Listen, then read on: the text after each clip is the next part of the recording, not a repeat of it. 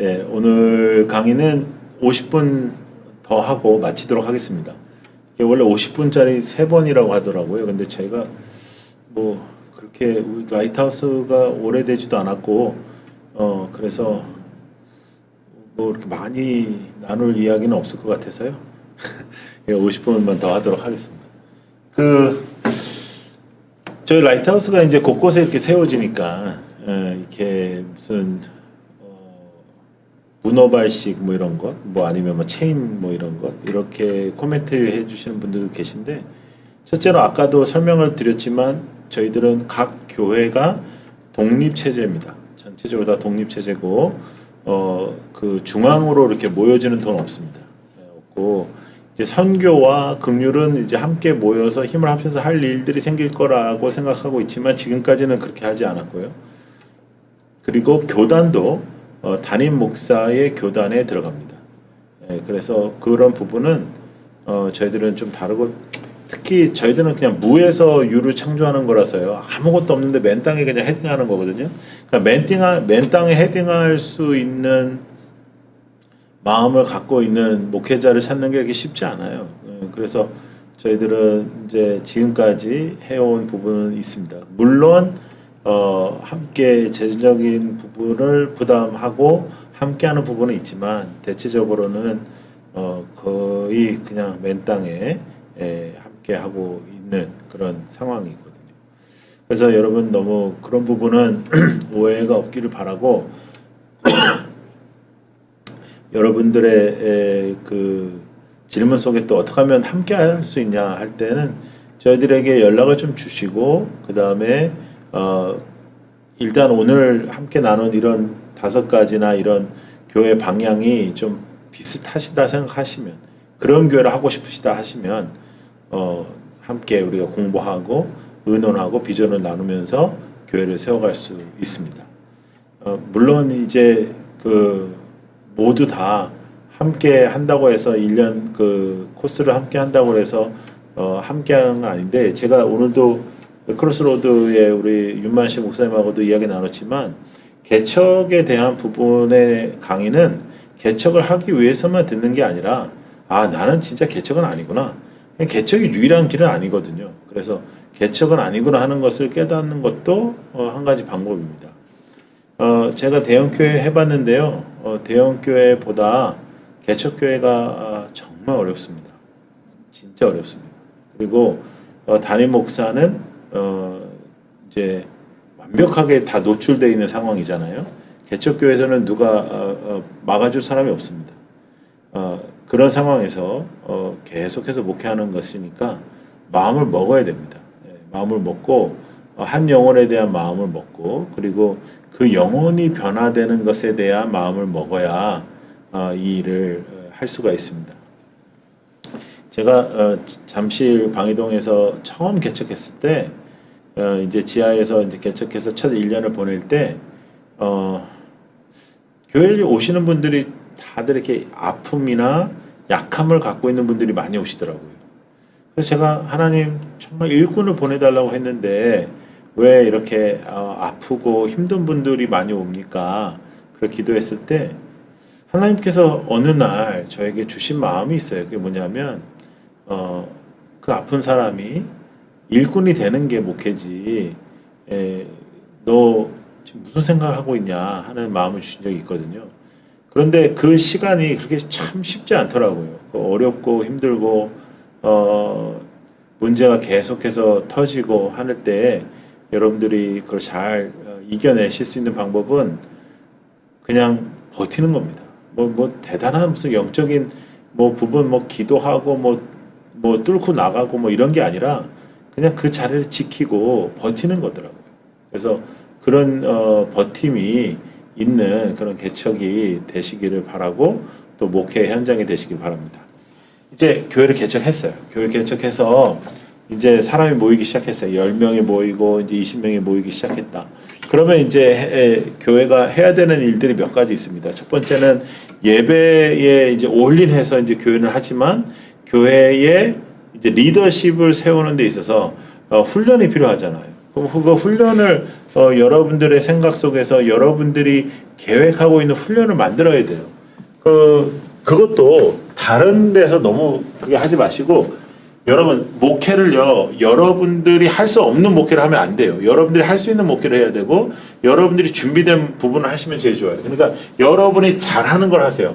여러분이 잘하는 거, 잘하는 것으로 훈련을 시키세요. 어떤 사람은 기도를 잘해. 기도의 은사가 있는 목사님 있죠. 그러면 성도는 기도로 훈련시키면 돼요. 근데 기도의 은사가 있는데, 예? 성경 공부에는 은사가 별로 없어. 근데 기도의 은사가 있는데 성경 공부로 이제 내가 성경 공부에 약하니까 성경 공부를 훈련시. 너무 어렵다고요. 이렇게 되면 이게 너무너무 어려운 일이란 말이에요.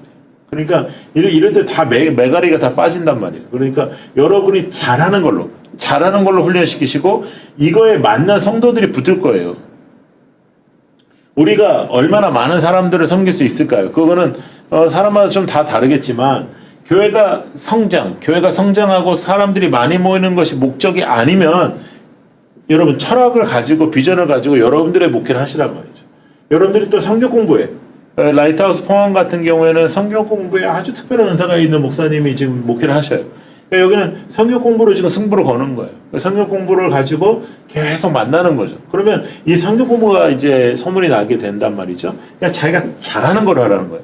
잘하지 못하는 걸로 하지 말고, 그리고 그 훈련을 만들어 놓고 그 훈련을 하다 보면 여러분들에게 붙는 사람들이 있습니다. 근데 왜 목회가 우리가 때로는 지치냐? 목회에 지치는 이유가 하나 있어요. 그게 뭐냐면, 우리가 이제 사람이 이렇게 있단 말이죠. 사람이 이렇게 있으면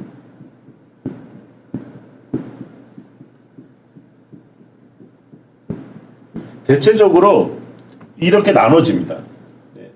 한 8명이 있다고 쳐요. 그러면 2명은 정말 이 세상에 이런 사람이 있을까? 이 세상에 정말 이렇게 귀하고 나를 위해서 내가 뭐라고, 내가 뭐 목사이긴 하지만 내가 뭐라고 나한테 이렇게까지 잘해주는 사람이 있을까? 이런 사람이 있어요. 이런 사람 분명히 있습니다. 여러분 교회도 있을 거예요. 그 다음에 이제 중간에 있는 사람, 뭐 좀 빠지기도 하고, 때로 좀 잘하기도 하고, 필요할 때도 있다가 안 필요할 때도 있다가, 뭐 그냥 중간에서 왔다 갔다 하는 사람이 있어요. 그 다음에 이제 이 2사람, 이제 십자가, 완전 이건 십자가죠. 예. 여러분들이 피눈물 나게 하는 사람, 여러분들 마음을 막 뒤집어 놓고 뭐 약먹게 하고 막 이렇게 하는 어려운 사람들이 있어요. 그러면 이제 목사들은 어떤 생각을 갖냐면요, 우리가 잃어버린 한 영혼에 대한 그런 말씀도 있고, 그래서 우리가 어떻게 목회에 집중을 하냐면, 우리가 목회의 에너지가 100이라고 치잖아요. 그러면 우리는 60에서 70을 이 사람들한테 우리는 에너지를 투입합니다.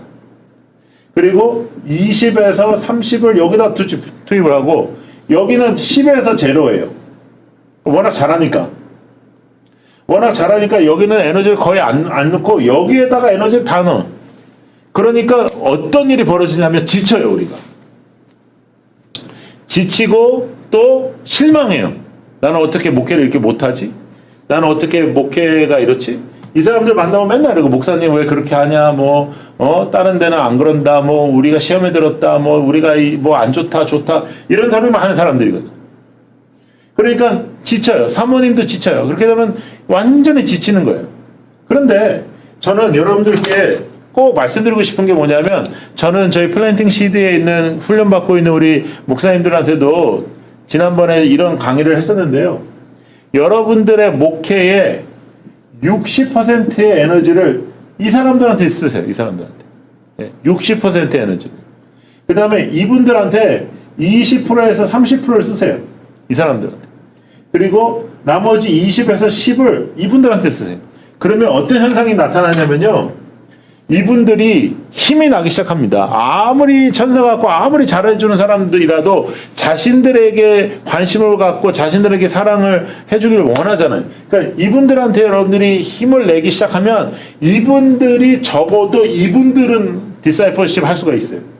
이 사람들까지는 안 된다고 해도 적어도 이 그룹까지는 이 사람들이 맡을 수가 있어요. 그러니까 리더십이 굉장히 강해진단 말이죠. 교회가 여러분들이 세울 수 있는, 여러분들이 그 자리에 없어도 그 교회를 위해서 기도하고 그 교회를 위해서 정말 오너십을 가질 수 있는 리더들이 필요한데, 그 리더 훈련이 없이 여러분들은 여기에다가 신경 쓰고 이 사람들을 어떻게 변화시킬까 하다가 여러분들까지 다 쓰러지거든요. 근데 그러지 말아요. 여기다가 신경 쓰요. 여기 60% 에너지를 여기다가 넣으면 이 사람들이 변하고 이 사람들이 더 성숙해지고 이 사람들이 더 헌신해요. 그래서 이분들이 적어도 이 그룹을 해결할 수 있는 그런 리더들이 된단 말이죠. 그리고 나서 또 그 나머지 에너지 중에서도 많은 에너지를 여기다가 쓰란 말이죠. 그러면 이분들은 반응이 이 사람들하고 달라요. 적어도 막 완전히 부정적이고 그러지 않아요. 그리고 여기는 애를 쓰면 좀 변화도 일어나요. 근데 여기서 큰 에너지를 쓰시면 여러분들이 힘을 얻어요. 어떤 힘을 얻냐면, 제가 목사님 말씀을 듣고 이렇게 해서 은혜를 받았어요. 목사님 말씀을 듣고 제가 이렇게 새롭게 됐어요. 목사님, 제가 이 교회를 만나서 얼마나 좋은지 몰라요. 이런 대화를 하다 보면 여러분들 힘이 난단 말이죠. 그런데 이 하위권에 있는 저 삐딱한 사람들만 만나면 여러분들의 목회는 있으면 안 되는, 이 땅에 있으면 안 되는 목회가 되어버린다. 그러니까 여러분들 절대로 잊지 마시고 여러분들의 많은 에너지를 리더를 양산하고 리더를 키우는 데다 쓰시고, 그리고 그분들이 중간 그룹들을 케어할 수 있는 시스템을 만들고, 그리고 난 다음에 여러분들이 남는 에너지를 좋은 여러분들 감정을 가지고 이분들을 만나는 거죠. 근데 계속 저분들을 만날 때 여러분들 감정이 안 좋아지거든요. 그럼 감정이 안 좋은 상태에서 저분들을 만나면 문제가 터질 수 있어요. 거기서. 그러니까 그러지 말고 좋은 감정을 가지고 만나되, 사람을 변화시키는 것은 하나님이시고 우리가 변화시킬 수 없으니까 정말로 여러분들이 그냥 마음을 비우시고 이 부분들을 만나셔요. 그리고 교회의 전체적인 방향이나 교회 전체적인 결정이 이쪽 그룹에서 나타나지 않도록, 이쪽 그룹에서 힘을 쓰지 않도록만 하시면 돼요. 그렇지 않으면 목회 리더십이 완전히 무너집니다.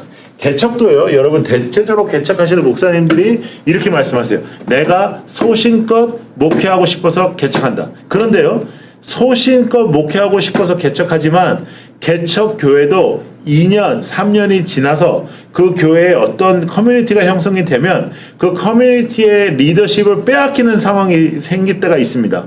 본질적인 것에 여러분들이 어떠한 문제가 있든지, 또 여러분들이 그 교회에 어떠한 상황이 있든지, 여러분들이 뭐 사람의 눈치를 보든지 뭐 여러 가지 이유로, 그러면 개척교회도 청빙을 받아가건 부목회를 하든 다 똑같아요. 그러면 리더십을 잃어버리는 목회가 된단 말이에요. 리더십은 우리가 성도님들의 존중을 받아야지 우리가 할 수 있는데, 그러려면 여러분들이 실수를 안 해야 돼요. 실수를 안 해야 되는데, 대체적으로 여러분들이 너무 지치거나 우울하거나 불안하거나 하면 실수를 하게 돼요. 근데 대체적으로 그런 일들 하신 목사님들이 나쁜 분들이냐, 또 뭐 그 성격이 또 안 좋은, 그런 게 아니에요.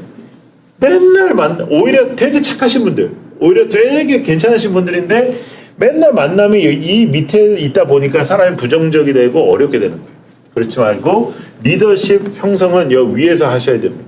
그리고 개척교회일수록 여러분들의 손을 붙잡고 함께 리더십을 세팅하는 것은 너무너무 중요합니다. 20명이 모였을 때, 여러분들의 교회가 20명이 모였는데 이 20명 중에 5명만 여러분의 비전과 같은 마음을 얻을 수 있는 이 그룹으로 만들어 주시면 여러분들은 그 교회 할 수 있습니다. 절대로 어렵지 않습니다. 할 수 있습니다. 그리고 여러분들은 힘을 낼 수 있습니다. 그런데 대체적으로 이 그룹을 만들지 못하는 이유 중에 하나가 뭐냐면 여러분들의 일상이 여기에 들어가 있다는 거죠. 그러니까 지치는 거예요. 설교도 마찬가지예요. 설교도 은혜를 받는다는 사람을 놓고 여러분들이 설교를 하셔야 되는데, 이 사람들하고 대화를 하다 보니까 상처가 너무 많거든요.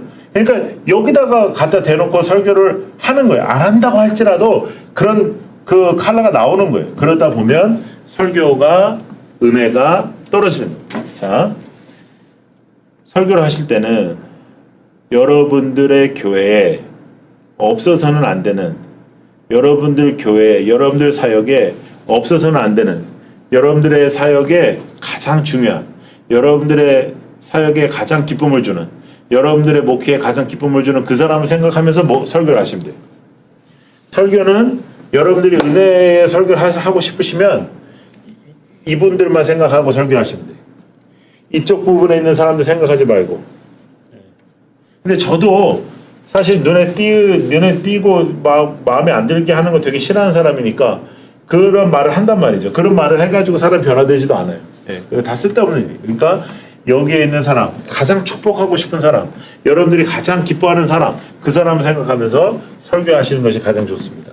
그래서 에너지를요, 그렇게 나눠서 쓰시고요.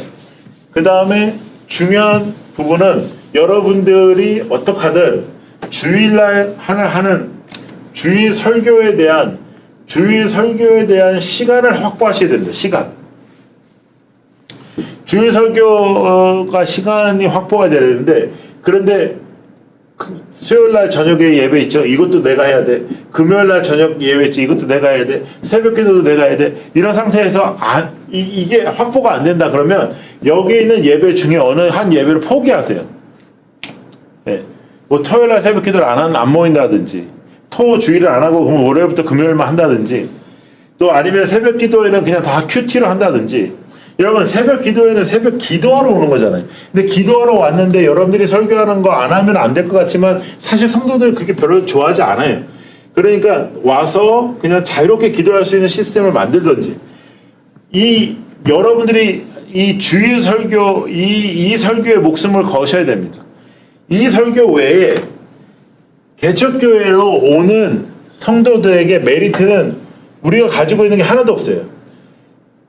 제가 그래서 2억, 3억씩 들여가지고 몇 억씩 들여가지고 인테리어 하고 뭐 상가에다가 이렇게 들어가는 거에 대해서 그렇게 동의하지 않는 게, 처음부터 그렇게 하지 말라. 사람들이 모이고 난 다음에 사람들이 원하면 그렇게 하면 되는데 처음부터 그렇게 빚을 져가지고 하지 말라는 이유 중에 하나는 뭐냐면, 하드웨어 때문에 여러분의 교회로 오는 사람은 없습니다.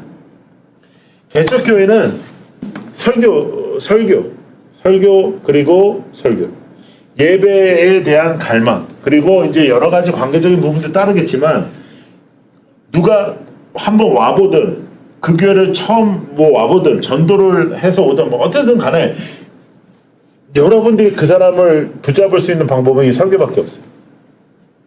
근데 사람이란 말이야. 우리가 한계가 있단 말이죠. 그래서 우리가 아무리 능력이 많다고 해도 갑자기 설교가 늘지도 않아요. 그러면 설교는 시간을 투자를 해야 되거든요.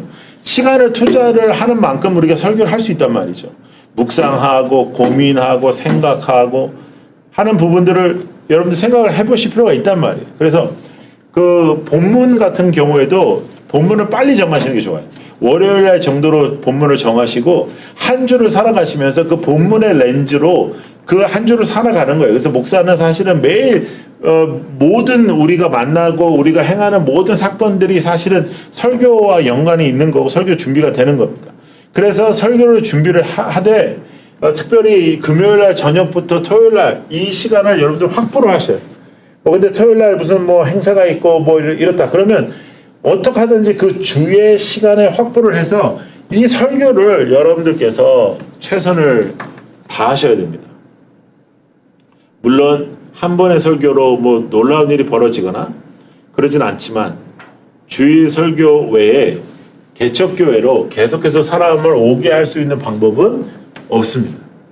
그래서 말씀을 준비하셔야 되는, 말씀을 준비하시는데 저는 이 모든 이 부분이 여기와 연관이 있다고 생각해요. 이 관계적인 부분에서 너무 여러분들이 지치시거나 이 관계적인 부분에서 너무 여러분들이 에너지를 빼앗겨 버리면 다른 일을 할 수가 없어요. 다른 일을 할 수가 없으니까 여러분들이 너무 그 사람에 대한 부분 너무 거기에 하지 마시고 물론 또 그런 스타일이셔서 한 사람 한 사람씩 다 전화하시고 한 사람 한 사람씩 다 이렇게 케어하시는 그런 걸 또 잘하시는 분들은 그렇게 하시면 되겠지만 대체적으로 여러분들의 많은 에너지를 너무 어렵게 하는 사람들에게 투자하지 마시고 여러분들에게 정말 잘하는 분들에게 투자하셔서 그분들이 더 잘할 수 있도록, 그분들이 더 헌신할 수 있도록, 그분들이 더 평신도 리더십을 형성할 수 있도록 해주시면 좋아요. 그러면 그 리더십들이 소그룹의 리더들이 됩니다. 이제 여기가 소그룹이란 말이에요. 근데 이 리더들이 소그룹의 리더들이 돼요. 그런데 이 리더십을 제대로 세팅하지 못한 상태에서 계속 이렇게 나눈 상태에 여러분들의 많은 에너지를 이쪽에다 갖다 놓으면 이쪽도 리더 중에 한 사람이 될 가능성이 있어요. 여기는 리더가 되면 안 되거든요. 예. 리더가 되면 안 되는 그룹이에요. 그러니까 리더가 되면 안 되는 그룹을 리더로 세우는 일이 없도록 분위기 때문에 아니면 이 사람들이 말을 많이 하기 때문에 또 때로는 이 사람들이 사람들을 선동하기 때문에 리더의 자리에 들어가지 않도록 인사에 대해서는 여러분들이 철저하게 그 부분을 준비하시고 막으시고 리더십을 발휘하셔야 돼요. 목사는 그 부분에 있어서도 전문가가 되어야 됩니다. 인사를 할 때 잘 하셔야 돼요. 저도 많은 실행착오가 있었고 많은 부분에 어려움이 있었는데 그럼에도 불구하고 하나님께서 우리에게 무엇을 원하시는가를 고민하시면서 이렇게 세팅해 가시면 여러분들이 지칠 때에도 여러분들이 어려울 때에도 그 함께 할 수 있는 리더십이 형성이 된다. 개척교회는 첫 2년에서 3년 안에 리더십 형성을 잘 하셔야 됩니다. 그래야 원래 내가 하고자 했던 교회의 방법으로 내가 원래 하고자 했던 교회의 세팅으로 가게 되는 거예요. 그러니까 초반에 너무 이 눈에 보이는 것에 투자하지 말고 사람이 모이게 되면 당연히 뭐 건물이라든지 임대라든지 이런 문제는 해결이 된단 말이죠. 그러니까 그럴 때까지는 절대로 투자하지 마시라는 겁니다. 자, 그러면 이제 목사님이 잘하는 걸로 하는 거죠. 목사님이 기도의 은사가 있다면 기도로, 목사님이 성경 공부의 은사가 있다 성경 공부로, 목사님이 섬김의 은사가 있다 그러면 교제 중심으로. 그렇게 해서라도 목사님이 제일 잘하는 걸로 어떠한 교회적 훈련의 세팅을 하시되 그 훈련의 세팅을 하면서 리더들을 잘 세우시고요. 리더들을 다 세우고 난 다음에는 목사님께서 목회의 비전과 목회의 실행을 그 조직화를 하셔야 됩니다. 그러니까 자, 저희가 이제 긍휼과 선교가 주된 저희들의 두 기둥이라고 말씀드렸어요. 저희들의 교회의 두 기둥은 이거예요. 이 두 기둥이 이거면 이것을 잘할 수 있는 조직을 하시란 말이죠. 그리고 그 조직을 할 때도 여러분들의 교회의 어떠한 조직과 그 교회 비전은 매치가 돼야 돼요. 저희들은 스몰 그룹을 등대라고 부릅니다. 라이트하우스 해운대는 등대라고 부르는데 라이트하우스 서울숲은 테이블이라고 부릅니다. 테이블은 어떤 의미냐면 우리가 함께 모여서 차 한잔하고 음식 한번 먹는 테이블을 의미하죠. 예수님께서 나의 식탁에서 같이 먹으라고 말씀하신 것처럼 그런 의미를 두는 거예요. 그래서 서울숲은 젊은이들이 중심으로 모였으니까 함께 커피를 한 잔 마시는 그것이 굉장히 그 의미가 있어요. 그런데 라이트하우스 해운대는 모든 연령이 다 모여 있거든요. 그러니까 제가 우리 라이트하우스를 그냥 한국말로 하면 등대거든요. 그러니까 등대라고 하고 그 소그룹 리더를 등대직이라고 했어요. 자꾸만 등대, 라이트하우스, 라이트라는 이름, 이 라이트에서 L은 로드십, 이런 내용들이 계속해서 리피트 돼야 돼요. 계속해서 리피트 되고, 내가 왜 이 교회를 다니는지, 우리 교회는 어떤 비전이 있는지, 우리 교회는 왜 기존 교회와 다른 생각을 갖고 있는지 하는 것들을 메시지로 전해주지 않으면 개척교회에 올 이유가 전혀 없죠. 자, 대체적으로 개척교회에 오신 분들은 또 하나의 특징이 있습니다. 새롭게 신앙생활 하시는 분도 계시지만 대체적으로는 그 전 교회에서 사건, 사고나 아픔과 상처들이 있던 사람들이에요.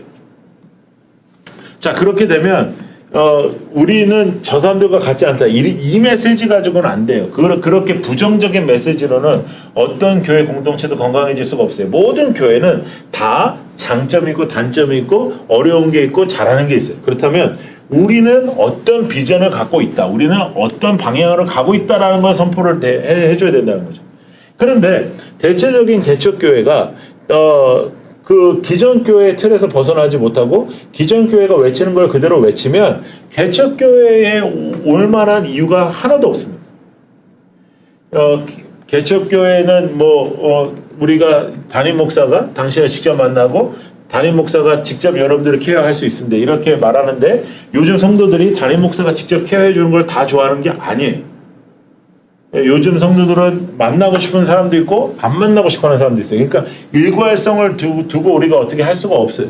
자, 그렇다면 방향이 중요하다는 거죠. 방향. 우리 교회는 어느 방향으로 간다. 우리는 어떻게 간다. 그러니까 모든 사람들이 다 우리 교회에 다닐 수 없다라는 생각을 가지셔야 돼요. 그리고 우리는 이 방향으로 가기 때문에 이 방향으로 가서 우리는 불편할 거다. 불편하지만 이 방향으로 가고 싶은 사람을 모이게 하는 겁니다. 그래서 여러분들의 교회가 색깔을 가지고 비전을 가지고 이 땅에서 선포가 되면 분명하게 저는 여러분들이 특별한 폭발적인 부흥의 그런 욕심만 내려놓으신다면 저는 지금이 개척하기에 아주 좋은 시기라고 생각을 합니다. 어마어마한 그 코로나를 통해서 저희들이 변화를 경험하고 있습니다. 이 변화 속에서 우리가 상당히 많은 이제 앞으로도 경험을 할 텐데요. 우리가 경험하지 못했던 일들을 경험하다 보니 사실은 흔들 때도 있고 어려울 때도 있지만 하나님께서 이럴 때 우리에게 말씀하시는 거 뭐냐면 새로운 도약이거든요. 그러니까 새로운 접근, 새로운 트라이, 새로운 시도 여러분들께서 해보시면 저는 좋을 거라 생각이 들어요. 그래서 분명하게 여러분들이 비전을 세팅하시되 이 비전을 어떻게 해서 실행할 것이냐, 우리 교회는 이 비전을 어떻게 실행하고 있는가 하는 것을 계속해서 메시지를 통해서 또 사역을 통해서 또 간증을 통해서 이것들이 알려져야 됩니다. 긍휼하자, 선교하자. 근데 안 해. 그러면 이건 힘이 없는 거죠. 그러니까 이 긍휼에 대한 간증이 계속 일어나야 되고 선교에 대한 간증이 계속 일어나야 되고 선교사님들도 많이 왔다 갔다 하시고 이렇게 교회를 만드셔야 되는 거예요. 그렇게 되면 이 비전이 이루어지고 있다라는 것이 목격이 돼야 된다는 거죠. 목격이 되면 이게 감동이 됩니다. 여러분 지금 이 시대는요 감동이 있어야 돼요. 감동이 없으면 그 목적을 이루기가 굉장히 어려워요. 그러니까 이 감동을 시킬 수 있는 이런 실행이 이루어질 수 있도록 비전은 선포만 되면 절대로 안 된다는 거죠. 여러분 제가 다음 세대 사역을 오래 했지만 다음 세대에 대해서 전국에 있는 모든 교회는 주보에 한마디씩 다 써 있습니다. 근데 다음 세대들이 감동하지 않잖아요. 다음 세대 많이 잃었잖아요. 이런 것처럼 우리도 개척교회에 있지만 우리가 외치는 어떠한 그 말들이 표로 끝날 수 있다는 거예요. 표로 끝나면 안 되니까 긍휼이 여러분들의 어떤 방향성이라면 긍휼에 대한 사역들이 눈에 보여야 되고 선교가 여러분들의 방향이라면 선교에 대한 그 방향성이 보여야 되는 거예요. 실제로. 그래서 절대로 그냥 말하거나 외쳐지지 말고 그것들이 느껴지는 것이 굉장히 중요하고 성도들 한 사람 한 사람이 그것을 여러분들과 함께 느낄 수 있도록 여러분들이 준비하시는 것이 되게 중요합니다. 그렇게 되면 이 예배가 이제 더욱더 다이내믹하게 되지요. 그래서 여러분 너무나 다른 중요한 일들이 많이 있으시겠지만 설교 준비에 대한 시간을 확보하고 설교 준비로 여러분들이 주일날을 집중하는 게 정말 중요하고 그 다음에 관계적인 부분에서도 여러분들을 잘 따라주는 성도들에게 집중하시고 그래서 그분들이 정말 좋은 목회자가 목회 동역자가 될 수 있도록 여러분들께서 준비하시고 그 다음에 소그룹과 모든 조직도 비전과 연관이 돼서 이 비전이 펼쳐지는 그런 장이 돼야 되고 그리고 제일 중요한 것은 여러분들이 외쳐지는 비전이 분명히 실행되고 있다는 것이 보여져야 됩니다.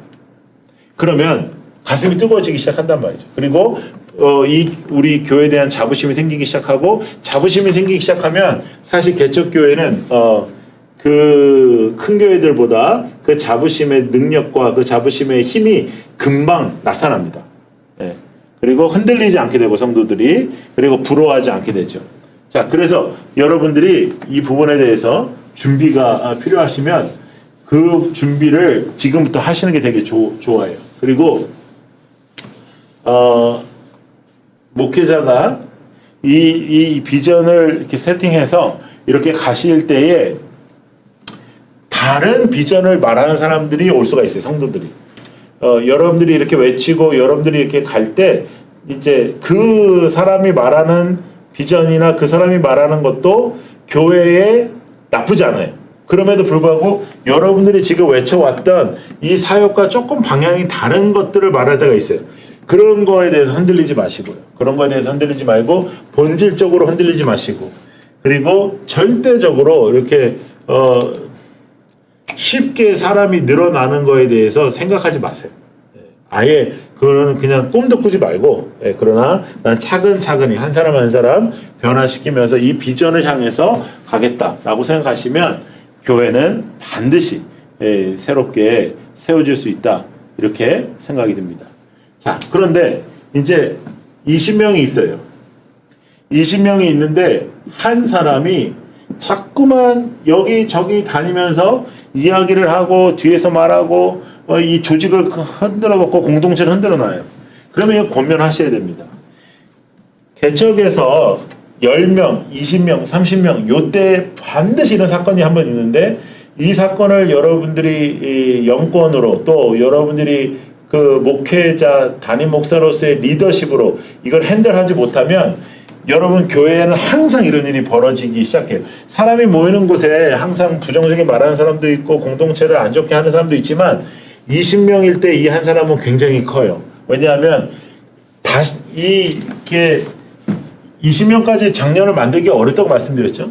근데 20명에서 떨어지면 다시 20명 되고 다시 떨어지고 다시 20명 돼서 다시 떨어지고 하는 이런 리피트가 있는 교회들이 되게 많습니다. 그 이유 중에 하나는 질서를 못 잡은 거예요.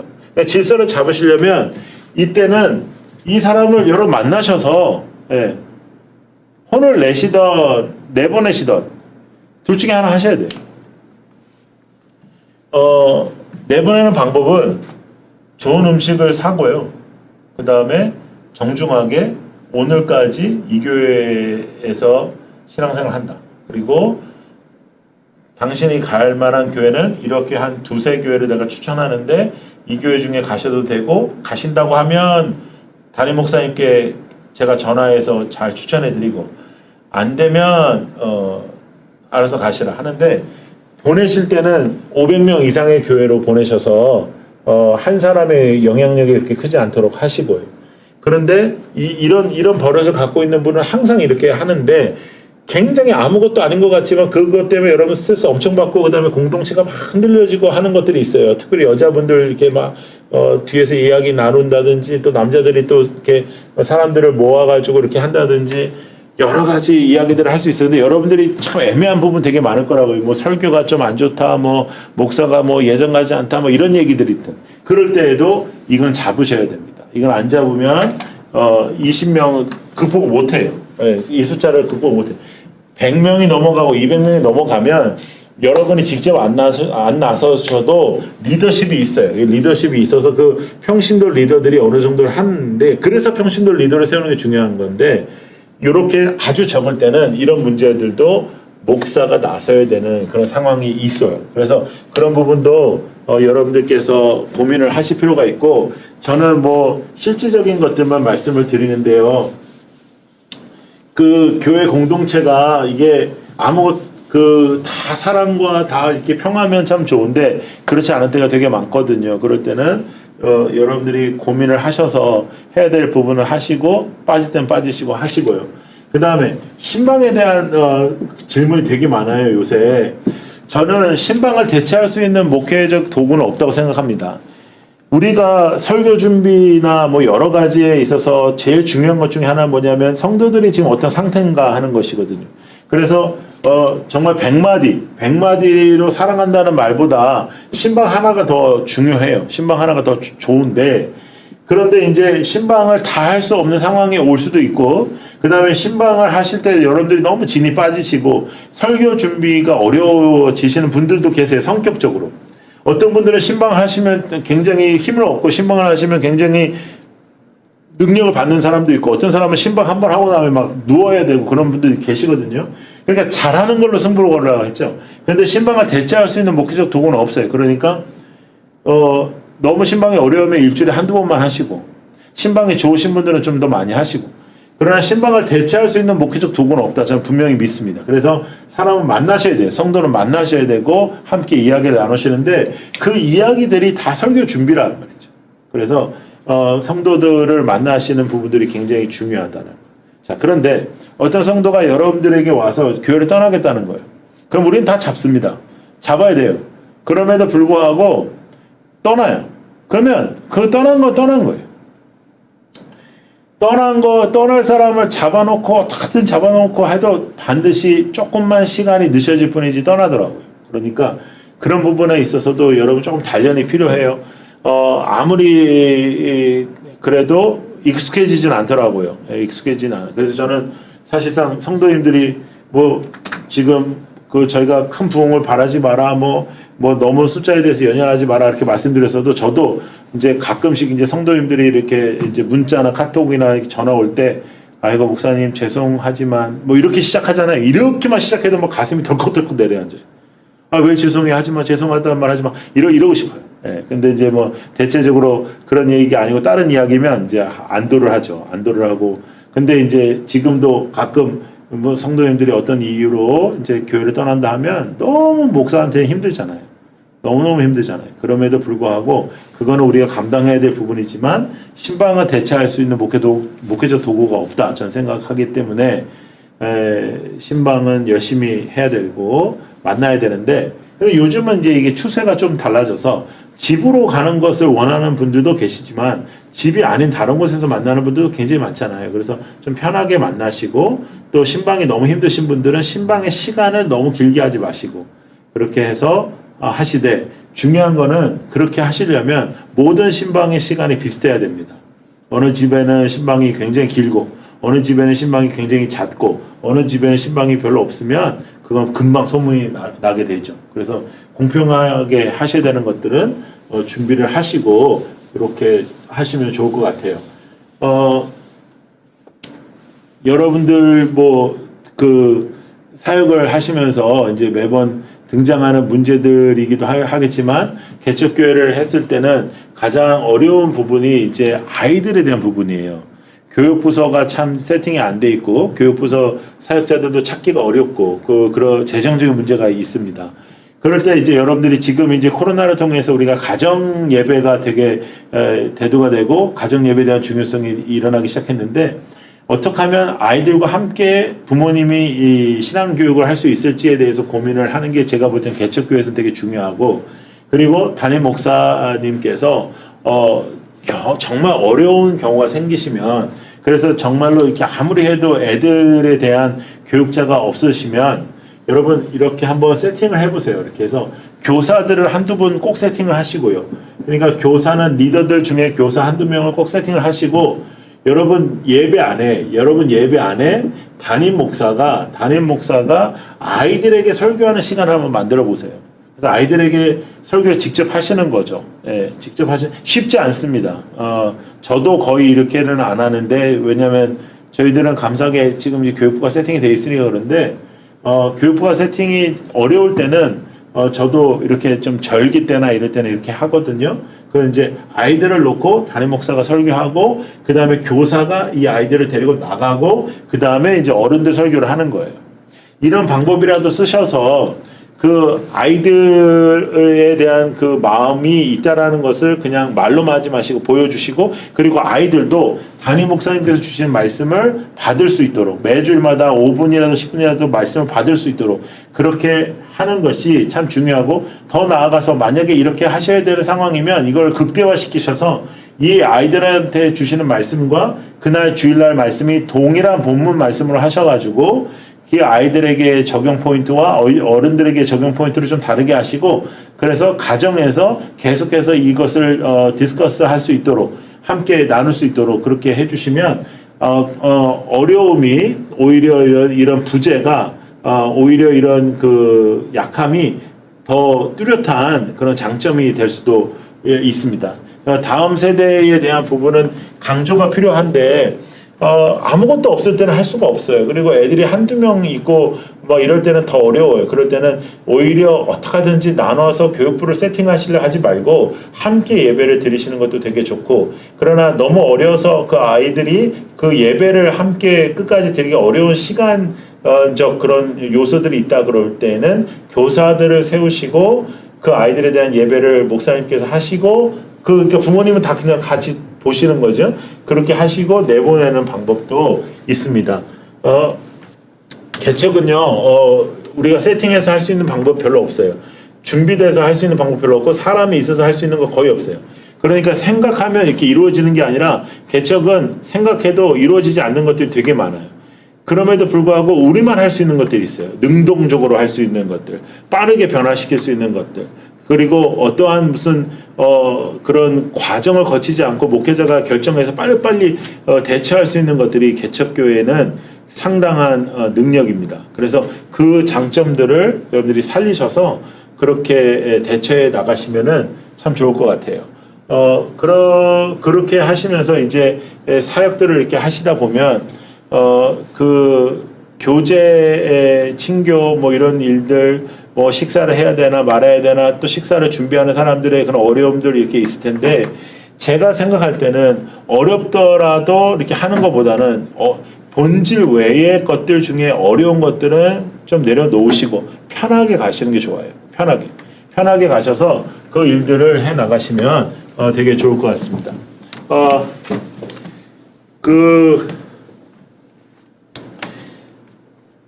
질문이 하나 올라와서 저한테 주신 것 같은데요. 강단의 주제나 메시지나 어떠해야 할지 조언을 부탁드립니다. 목회 리더십에 영향을 주는 요소가 설교라고 생각하는데 때가 때인 만큼 코로나 전과 이후로 개인적으로 진짜 신앙과 가짜 신앙에 대해 생각하게 되는데, 목사님은 설교에 있어 어떤 초점을 맞추시는지 궁금합니다. 이런 말씀을 주셨는데, 이게 코로나 때문에 이런 질문을 주신 것 같아요. 그래서 먼저 이 개척교회에서 여러분들께서 하실 수 없는 부분에 대해서는 좀 이렇게 내려놓고 할 수 있는 것들을 하는 것이 좋다라고 아까 드린 말씀을 결론을 짓고요. 설교는 제가 아까도 말씀드렸지만 개척교회는 가장 중요한 부분입니다. 가장 중요한데 가장 중요한 부분에 설교에 어떤 초점을 두냐 할 때는 본문이 뭐라고 말하느냐가 가장 중요한 초점이죠. 본문이 뭐라고 말하냐. 저는 지금 산상수훈 시리즈를 하고 있는데, 저는 사실은 강해 설교, 이렇게 로마서 강해라고 하기보다는 로마서 시리즈 이런 식으로 합니다. 그래서 로마서 강해라고 해서 모든 본문을 다 다루지는 않고요. 그 로마서를 하는 만약에 봄학기에 16주를 봄학기에 로마서를 한다 하면 그 16주를 먼저 뽑아가지고 이렇게 설교 준비를 하는 편이고요. 산상수훈은 12주로 했는데 12주 전에 이제 먼저 뽑아가지고 이렇게 하는 편이고, 또 라이트하우스 우리 담임 목사님들과 함께 고민도 같이 하고 또 같이 의논도 하고 하면서 설교 준비를 하는 편이에요. 본문을 준비를 안 하시고 본문에 대한 생각을 안 하고 하는 모든 설교는 다 문제가 있잖아요. 그러니까 본문이 뭐라고 하냐, 그리고 그 본문에 그 당시에 예수님께서 산상수훈을 말씀하셨다면 그 당시에 그 자리에 모여있을 그 사람들에게 예수님이 어떤 말씀을 어떤 마음으로 하셨을까라는 생각을 해보는 거죠. 그런 다음에 그 말씀이 지금 현대 교회는, 지금 우리들 교회는, 우리 성도들에게는 어떤 의미일까 하는 생각을 가지고 설교 준비를 해야 되죠. 저는 본문에 대한 공부를 중요하게 여러분들께 강조하고 싶고, 그 본문에 대한 공부를 통해서 이 시간 우리 교회 그리고 우리 성도들에게 진짜 신앙, 진짜 믿음을 가지고 살아가야 되는 그 방향이 될 수 있도록 외치셔야 됩니다. 그래서 본문에서 벗어난 일들, 그리고 본문에서 벗어난 많은 예화와 많은 독서량에 대해서는 저는 어느 정도 조금 물음표가 달아요. 그래서 세상 얘기, 세상의 예화, 세상에서 돌아가는 말들을 좀 많이 줄이시고 성경에서 성경의 본문을 가지고 승부를 거시고, 특별히 그 본문을 푸실 때에도 성경 안에 있는 성경의 말씀들을 통해서 본문을 풀어가시는 것이 참 중요하다, 이런 말씀 드리겠습니다. 그래서 이 비대면의 시대에서 정말로 말씀에 집중할 수 있는 또 중요한 그런 계기가 되었으면 참 좋겠고, 특별히 개척을 준비하시는 우리 목사님들 성경에 대한 설교에 대한 준비를 많이 하셨으면 좋겠어요. 개척을 무엇을 준비를 많이 하면 좋겠냐라고 저한테 물어보시는 목사님들이 많은데 저는 항상 말씀드려요. 설교하는 거, 그 다음에 잘 버티는 거. 이 두 가지. 이 두 가지만 있으면 저는 교회 할 수 있다고 생각합니다. 여러분, 우리가 너무나 많은 욕심과 너무나 많은 이 세상적 기준 때문에 교회 개척에 대해서 망설였습니다. 교회가 안 된다. 근데 여러분, 교회가 안 되는 것은 어떤 교회가 안 된다고 할까요? 1년에 한 명도 안 오는 교회는 안 되는 걸까요? 만약에 그 교회에서 정말 한 영혼이 지금 변화되고 있다라면 우리가 그렇게 함부로 말할 수 없지 않습니까? 그래서 세상적 가치에서 벗어나서 하나님 나라의 가치로 교회를 바라보고 한 영혼을 바라볼 수 있는 목회자가 되는 것, 그리고 그 상황이 현실적으로 녹록지 않기 때문에 잘 버틸 수 있는 그런 마음을 갖는 것. 그래서 저는 사실 그 일이 너무 혼자 하기는 너무 힘들고 너무 외로울 것 같아서 저는 이제 형제들과 함께 하기 위해서 이렇게 무브먼트라는 이름으로, 운동이라는 이름으로 개척 운동을 하는 이런 사역을 시작했는데 여러분들 기도 많이 해주시면 좋겠습니다. 저희들의 꿈은 정말 각 곳에 목사님들의 기도와 목사님의 준비로 시작된 그 교회들이 아름답고 건강한 교회가 되어서 작은 교회들이 아름답게 주님 앞에 서서 건강하고 깨끗한 교회로 주님 앞에 쓰임받기를 바라고 정말 깨끗한 그릇이 되었으면 좋겠어요. 깨끗한 그릇이 되어서 하나님 앞에 쓰임받아 한국교회 조그만 대안이 되었으면 좋겠다 하는 것이 제 라이트하우스 무브먼트의 꿈입니다. 함께 하고 있는 우리 목사님들, 너무나 귀하신 목사님들께서 지금 함께하고 계셔서 저는 이 방향에 계속 지속적인 역사가 있을 것이라고 믿는데요. 앞으로 저희들과 함께 하실 훈련받고 있는 분들이나 또 여러 기도하시는 분들까지 여러분들 저희들이 잘 지금의 생각 그대로 갈 수 있도록 기도해 주시면 좋겠고, 여러분들도 관심 가져주시면 좋겠습니다. 개척할 수 있습니다. 지금은 개척이 안 되는 시기가 아니라 우리가 주님 앞에서 주님의 가치로 개척해야 되는 시기입니다. 그 개척의 마음을 여러분들이 가지시면 좋겠습니다. 그리고 지금 개척의 현장에서 너무나 힘들고 어렵고 눈물 흘리고 계시는 목사님들, 사모님들 계신다면 하나님께서 함께하고 계시고 또 하나님이 알고 계시고, 그래서 처음 먹었던 그 마음 다시 한번 기억하시고요. 이겨내시기를, 그리고 끝까지 버티시길 기도하겠습니다.